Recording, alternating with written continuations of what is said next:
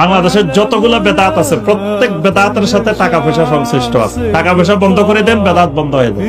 ইমাম সাহেবকে বলেন যে হুজুর আপনি 5 ওয়াক্ত মিলাদ পড়াইবেন, কিন্তু কোনো টাকা পাইবেন না, 1 টাকাও পাইবেন না, মিষ্টিও পাইবেন না, জিলাপিও পাইবেন না, টাকাও পাইবেন না, কিচ্ছু পাইবেন না। আপনি খালি মিলাদ পড়াইতে থাকেন, দেখবেন ইমাম সাহেব প্রত্যেক বাড়িতে বাড়িতে মিলাদ পড়ায়, দোকানে মিলাদ পড়ায়, এত জায়গায় মিলাদ পড়ায়। ইমাম সাহেবের বাড়িতে কোনোদিন মানুষের দাওয়াতকে মিলাদ পড়াইতে কেউ দেখছেন?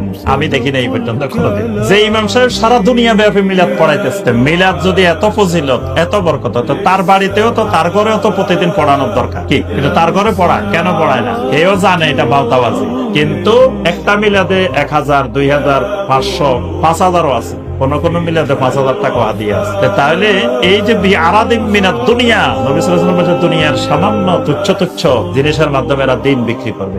এদেরকে যখন জিজ্ঞাসা করবেন আপনি মিলাদ কি বেদাত না, কয় মিয়া দরুদ পড়া কি বেদাত?